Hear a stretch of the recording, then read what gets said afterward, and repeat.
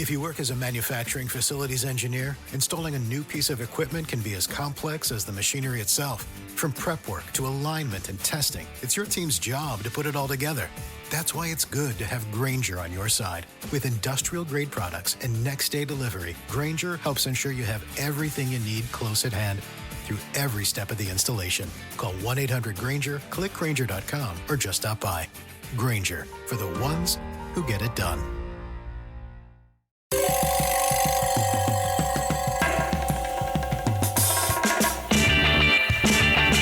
This is Cop Talk, talking crime, cases, and backing the blue. Now, here are your hosts, Captain Ed Mehmet and Detective Kevin Schroeder. Hello, everyone, and welcome to another episode of Cop Talk. I'm Kevin Schroeder, your host. I'm here with my co-host, the good captain. Hello, WABC listeners and YouTube viewers. Today we have a guest who was here before. Very interesting guy, and I think you'll enjoy listening to him and viewing him. So today's guest on Cop Talk is Jim Walden. Jim Walden is the independent candidate for New York City mayor. Jim, welcome. Thanks so much for having me back. I really appreciate it. So tell us, what's been going on, man, since you were here? Nothing. A lot, yeah. Okay. No, it's been great. Since I saw you guys last, we qualified for the ballot. We needed 3,700 signatures roughly. We got 24,000, which was pretty incredible. Yeah, so many people showed up all across the 5 boroughs. We've raised $3 million. I got the first NYPD endorsement, the Retired Sergeants Association. Okay. I was very proud about that. So it's been great. That's good. Now, you have a new plan, I believe. It's called A Better Way. It has to do with CCRB, with the NYPD. You want to go into that? I do. I mean, I have friends that are former cops who are very, very close to current cops. And I've been hearing repeatedly the same thing that I've heard for years, which is the CCRB isn't working. I have a lot of respect for the CCRB. I think the Civilian Complaint Review Board, for those listeners that aren't aware of it, this is the board that was created to deal with allegations of police misconduct. And I've got a lot of respect for what they do. I think there are a lot of good people on it. It was a good idea in theory, but it just hasn't worked. And it certainly hasn't worked for police officers, and it doesn't even really work for citizens when it comes to the most serious allegations. So I think it's high time to call it what it is, which is a failed experiment, and to create a new agency that's more fair to police officers and more effective at getting at the true bad apples. Because I certainly have the firm view that the number of police officers that actually commit serious misconduct are incredibly small number. And when there's this, what I call police bigotry, right? Bigotry against police, people speak in these broad terms as if there's a systemic problem throughout all of NYPD. And I just don't believe that that's true.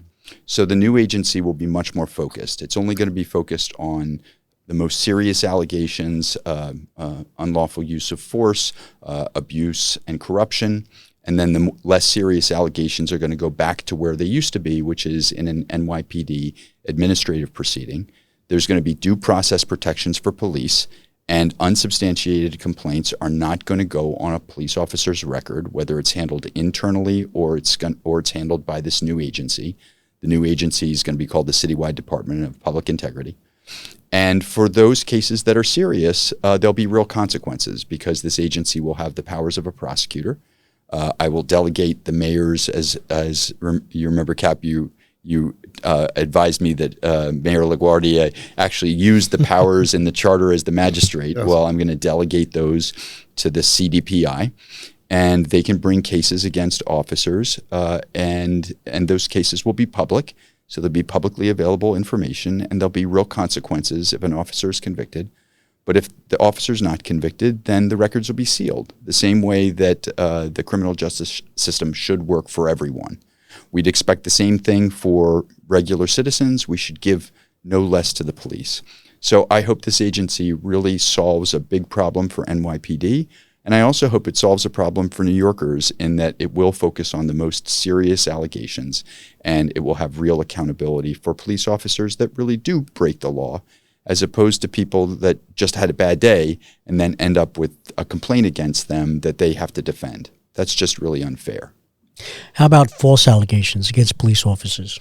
So because this Citywide Department of Public Integrity is going to be bringing cases to court, right, people will be under oath, right? And so it's not the system that exists now where a complainant can file a complaint that is not under oath.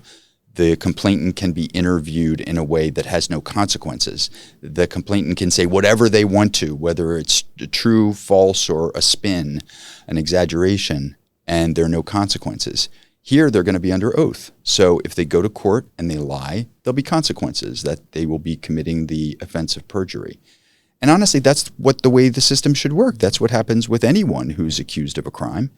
And we should have fewer protections for police officers. We should at least put them on par with other people that have to face the criminal justice system.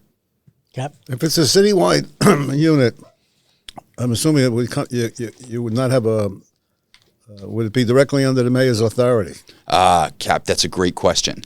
So as mayor, I will not have the power to make it an independent agency, but that's what I want it to be. So I'm going to do two things to get at that problem, because you're 100% right in your question. If it's not truly independent of City Hall, right, then it doesn't have the authority that it needs for real accountability. And that erodes confidence in the agency, because people will just think, City Hall's just telling them what to do. So I want to make the agency independent. The way that I'm going to do that before a revision of the city charter is to have a memorandum of understanding between City Hall and the agency, because I can create the agency, right, without a change to the city charter. There's going to be a memorandum of understanding that delegates my powers to them, and the contract basically will say I will not overturn any of their decisions. Now, what I'm going to try to do is to have it replace the public advocate. The public advocate spends $6 million a year of city money and does nothing.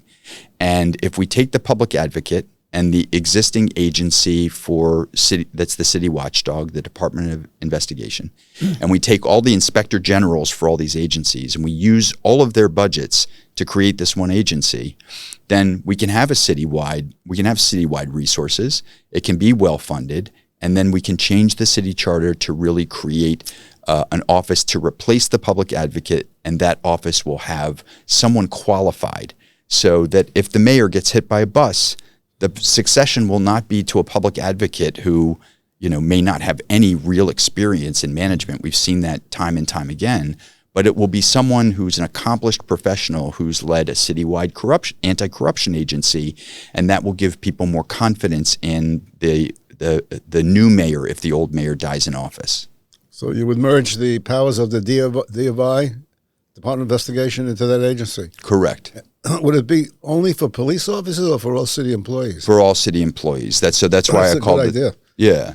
And that way there's one standard of justice across all agencies. I mean, let's face it, the NYPD is the most supervised and scrutinized agency by far out of all of the agencies.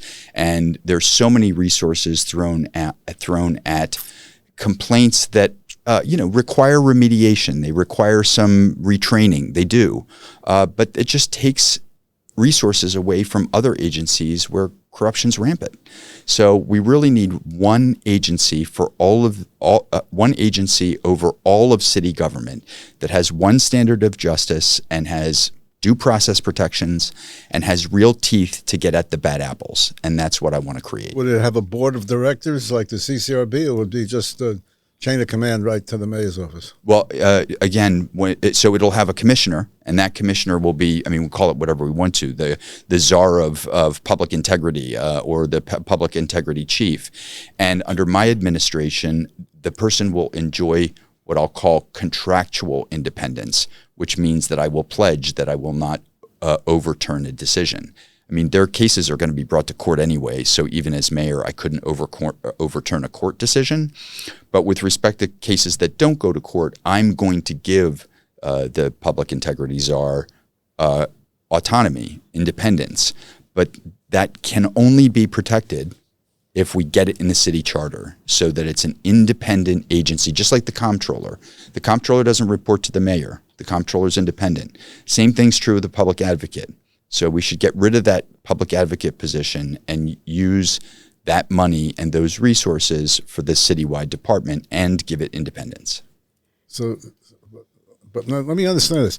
You would appoint the commissioner, but the commissioner would not be reporting to you? Well, as a matter of law, the commissioner would still, during my term, the commissioner would still have reporting responsibility to me. But I would solve that problem with this contract that I'm talking about, right, that is essentially really a public pledge. Call it an executive order, if you will.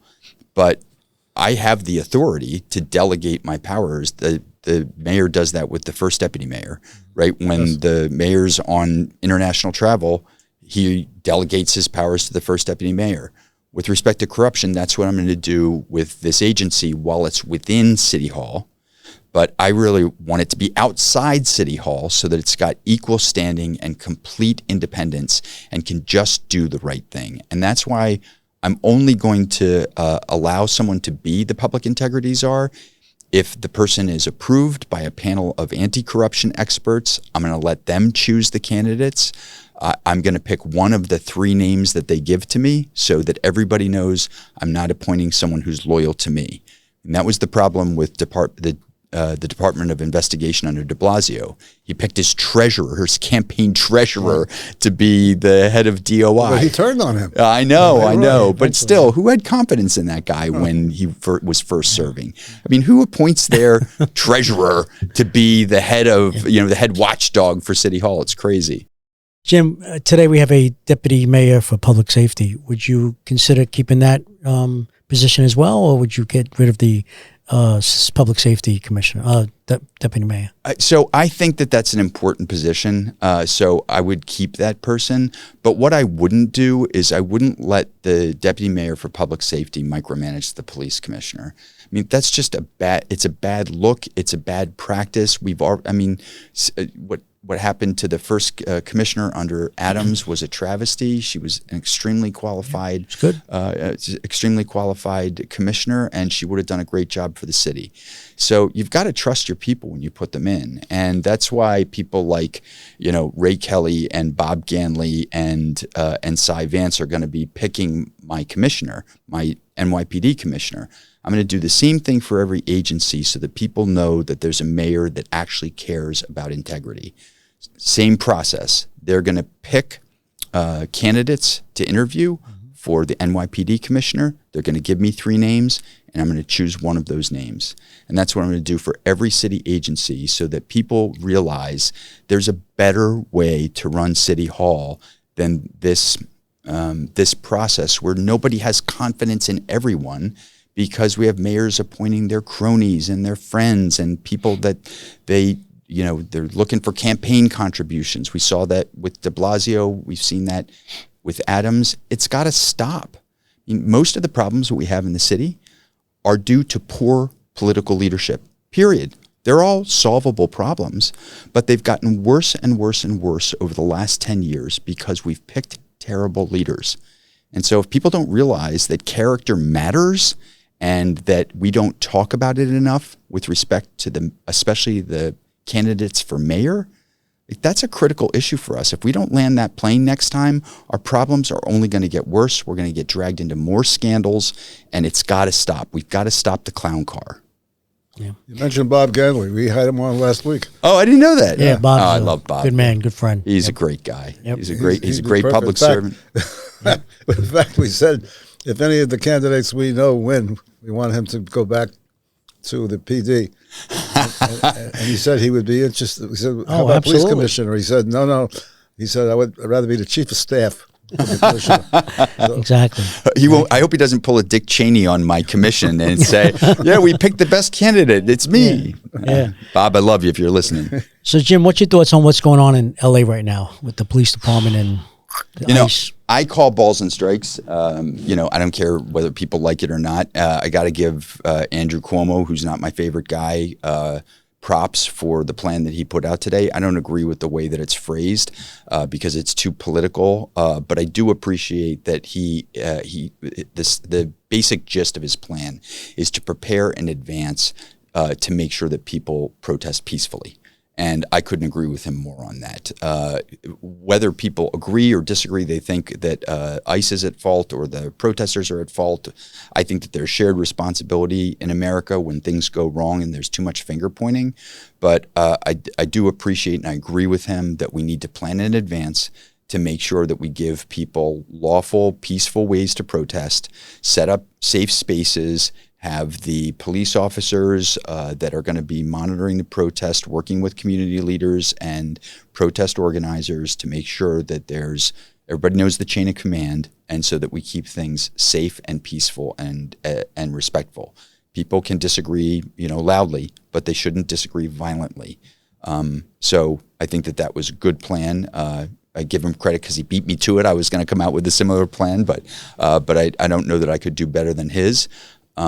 There was one part, though, of his plan that I disagree with, which is, I've said this as much as I can, there have to be changes to the sanctuary laws. In particular, we have to cooperate with ICE when it comes to putting detainers in. I mean, part of the problem with ICE is the New York City won't accept detainers when they want to arrest someone. So if you remember, do you remember the woman that was immolated on the subway, Debrina Kawan, Yes. the woman that was lit on fire? So there was a migrant that was responsible for that was sitting in Rikers, and ICE was concerned that somehow, given our bail laws, that the guy would be released. Probably not likely, but they tried to put a detainer on the guy, and Rikers wouldn't accept a detainer. So in those circumstances, we have to be sensible. We have to exercise common sense. I don't personally agree with the way the federal policy is being carried out now, but it is the federal government's call, and we have to be respectful of the fact that there's some things that we need to be doing to take down the temperature everywhere.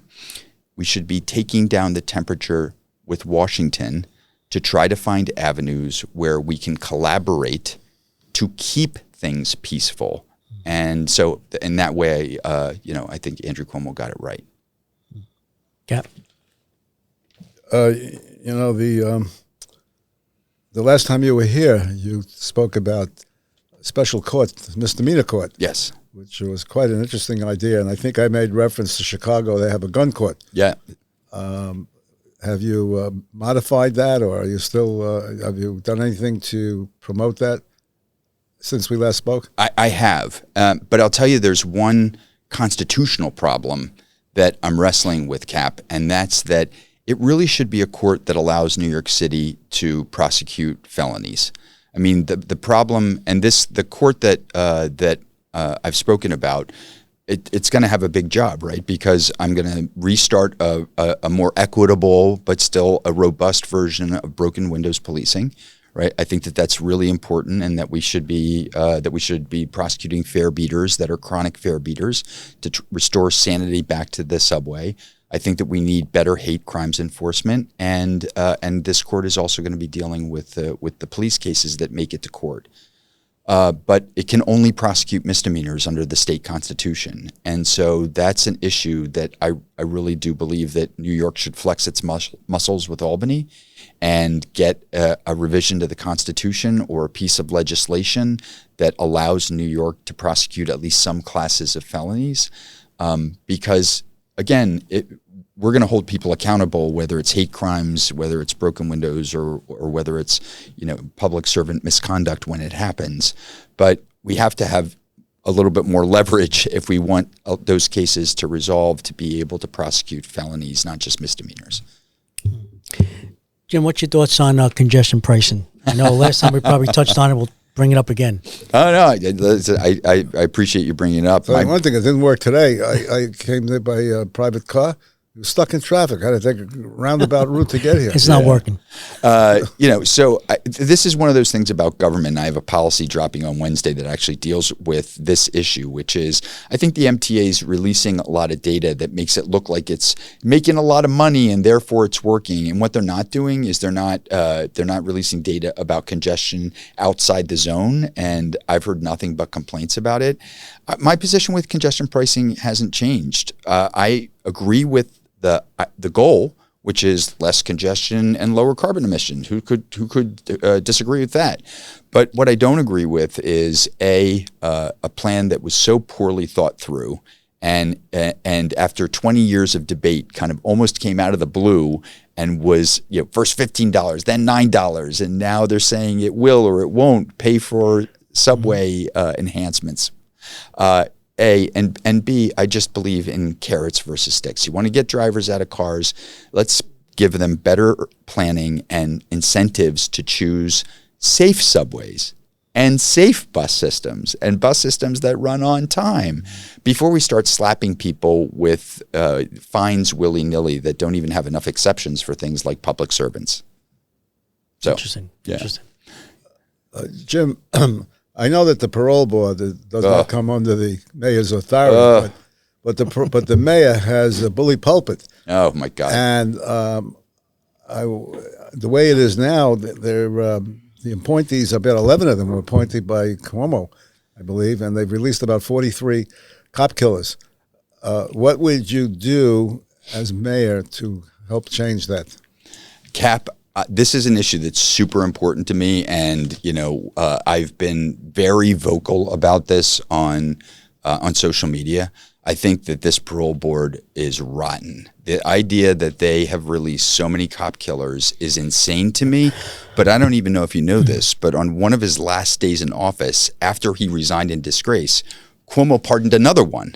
And then I think within the last couple of days, the Post ran an article that, a board that has his commissioners on it, delayed the vote on another cop killer until after the Democratic primary. Oh boy, what a surprise. Amazing. I don't understand what the fixation is with these people with cop killers, right? If there is an offense that should not be a parole eligible offense, it's killing a cop. Period. Full stop. Right on. So my bully pulpit will be that I am going to make the case to Albany to limit the state parole board's authority to release cop killers. Period. We want more cops in the city. We want to retain cops in the city. We have to start treating cops with the dignity and respect that the institution should have. And killing a cop should be an offense that is not parole eligible. Period. Jim, do you have a plan? As we all know, retention and recruitment for the NYPD, just like law enforcement throughout the country right now, isn't easy. So do you have a plan to retain and recruit? Yeah, so I would say, Kev, that plan is in formation, but the parts of it are already in going on. So like in my housing plan, largely with cops in mind, I created a new form, or I'm going to create a new form of rent stabilized housing that is there's going to be set aside for public servants. So one of the things that we need to do is we need to give cops an avenue to be able to have affordable housing. Now, the system that I'm creating is going to be outside of the current system. It's going to be contract based. It's not going to be subject to the Rent Guidelines Board. And it's going to have a different way of calculating rent so that it's truly affordable. So we've all heard this socialist Zorhan Mamdani say, freeze the rent, freeze the rent. First of all, I've got a billion reasons to tell you why that's not going to work. But my plan is actually better than his, oddly enough, because I'm going to use a locally calculated rent guideline and then cap it at 25% and then have set-asides for public servants, including cops. I'm also going to increase starting salaries for police officers. I'm also going to give incentive bonuses. And for cops that are near the end of their current career, I'm going to raise the retirement age, and I'm going to give much wider exemptions for cops to live outside the city of New York. So I'm going to use I'm going to do what I do. This is what I did in my housing plan. I'm going to use every tool that I can to motivate the kind of behavior that I want to achieve. And I want more police officers to stay.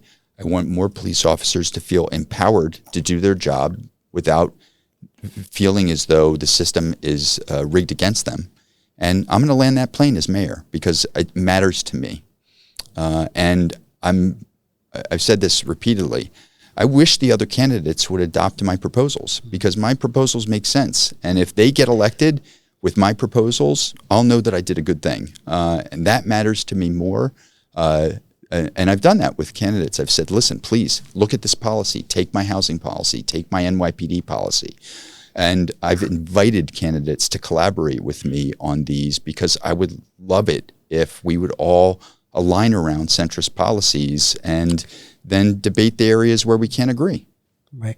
And what about the resident policy restrictions where you can live and can't live being a New York City police officer? Yeah, I mean, the funny thing is, Eric Adams gives waivers to his friends and cronies all the time. I don't understand why we can't do it with police. We're a really big city. We love our neighboring communities. A lot of New Yorkers live outside of the city, and they serve their communities in and outside the city. And if we want to retain police officers, then in my view, we need much broader flexibility to either grant people waivers or to remove the requirement altogether, but put a distance limit on it. You can live within 20 miles of New York City or something. There's a more sensible way to do it that, again, the whole goal here is to create more incentives for the great cops of the city to stay. And that's, I want to be a fundamentally different mayor because I am not afraid to go on TV, go to a debate, come to a podcast and say, I support cops. I just do, right? And I do because that's how I grew up. That's how I lived my life. That's the professional career that's been a part of my professional career for more than 30 years. And if we don't support our police are not going to support us as much as we need them to. It's that simple. Speaking of your professional career, you were a former prosecutor. I was. Now, again, I have a question for you that's somewhat similar to the parole issue in terms of authority. The district attorneys, now they're funded by the state, but I believe they get some money from the city, and they actually have New York City detectives assigned to them. So take a guy like Bragg, Alvin Bragg, who is known to release people that shouldn't be released. In other words, he doesn't really do the right thing. What could you do as mayor to have the district attorneys be more, what's the right word? Really do their job and prosecute people to the fullest extent of the law? Well, Cap, if I could wave my magic wand, right, I could solve a problem that has always gotten under my skin, which is I don't really understand why New York City, being as important it is to New York State and having the economic clout that we have in the nation, doesn't have more autonomy over its criminal justice system. And I wish there was a way to have a system where the mayor appointed DAs and they weren't subject to elections, because I just think that that's a bad system and that you really need to have minimum criteria and requirements for DAs to make sure that they are that they're protected against political decisions as mayor. I'm not saying that Bragg always does that. I've been vocal with about Alvin when I think that he's doing a good job. I've been vocal when I think that he's made bad decisions. But I think that the election system for DAs just invites political considerations in law enforcement, and that's why the federal government generally has appointed positions for top prosecutors, not elected ones. I believe that that's a better system. So I wish that there was a way that we could change the model, so to speak, so that there was more city accountability to them and there was more accountability to the mayor. But I can't do that.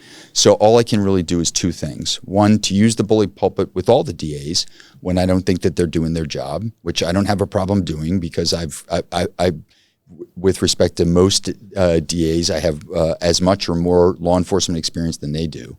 And two, to create the second system that I'm trying to create, to have an alternative when the DAs don't do their jobs. And that's to have city prosecutors and city courts that have independence from the political system that can go after bad apples when the DA's office refuses to prosecute. Well, I would think that you could look into the funding, what funding the DAs get, and use that as a lever.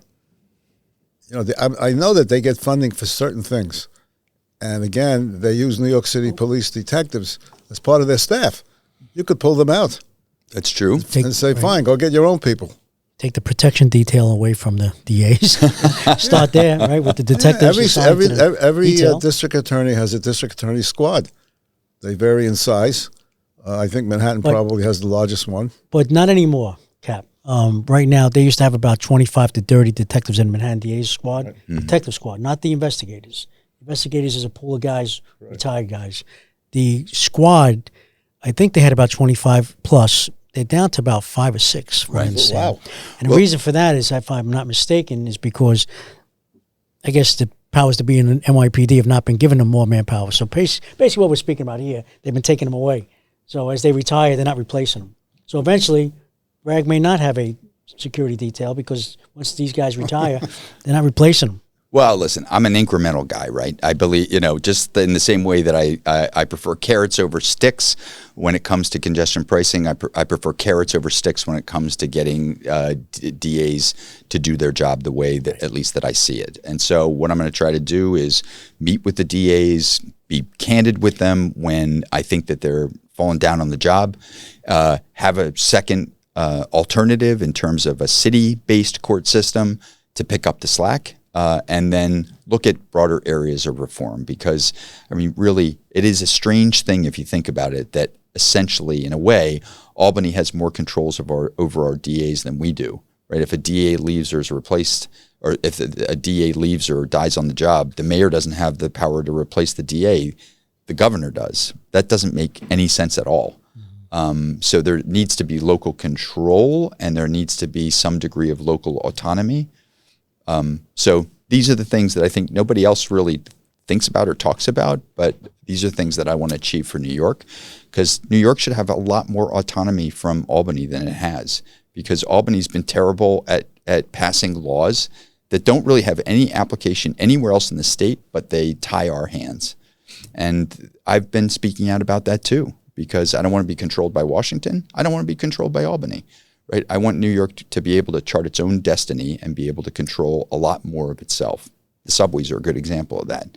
If we could take back control of the subway completely, I think that, and we got the funding from Albany, I think we would do a lot better job than the MTA, which is a mess from everything I've been able to tell.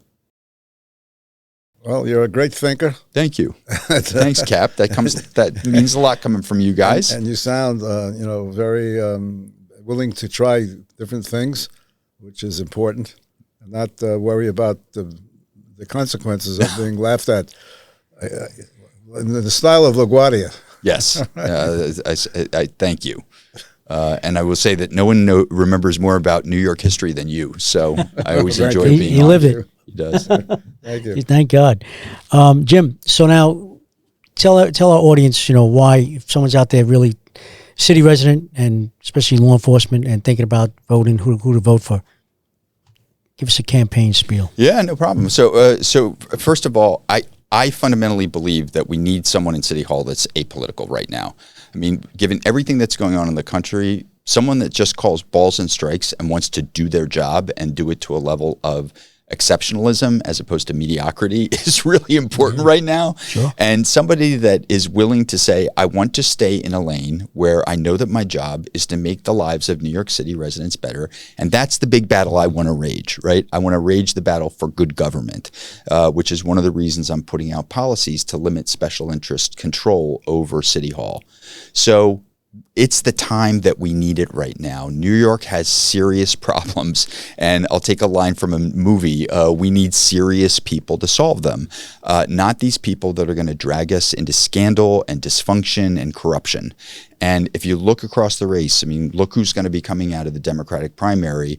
The likely scenario in November is it's going to be me, it's going to be Andrew Cuomo, Eric Adams, Curtis Sliwa, and Zohran Mamdani.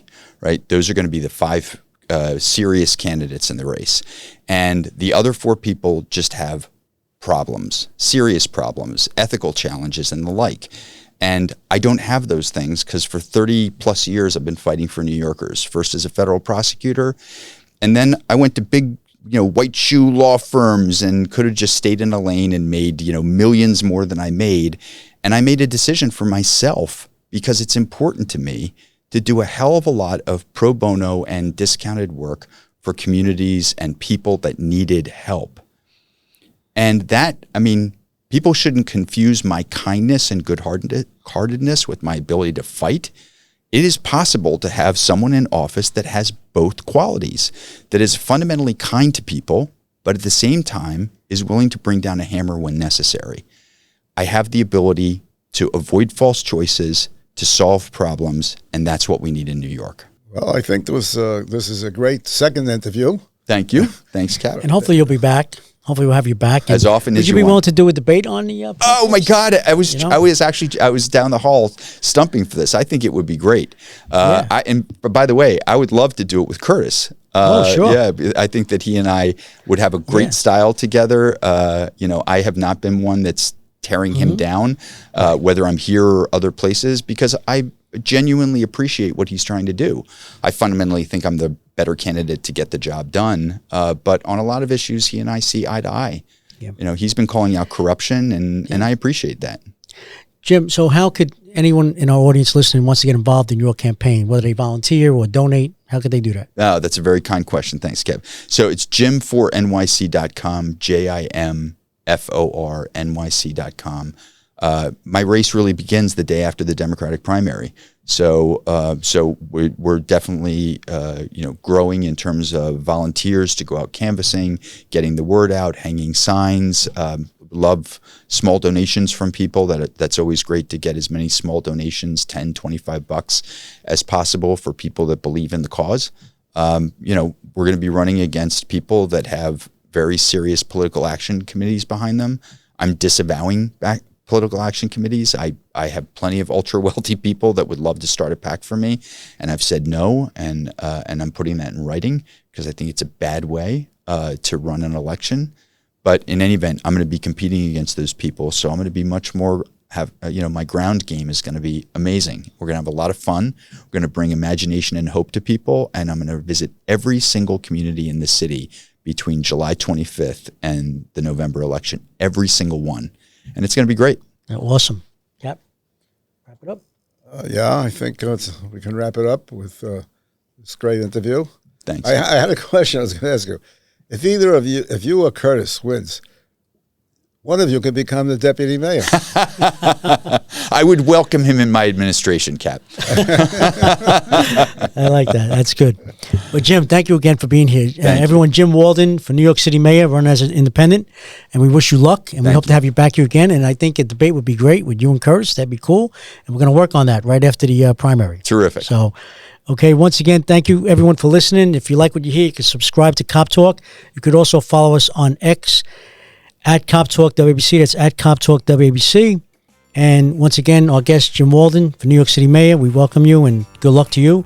And Captain? And don't forget, you can also view this great interview on YouTube. So until next time, God bless you, God bless America, God bless the U.S. military, and also God bless law enforcement throughout the world. Be safe. Thank you.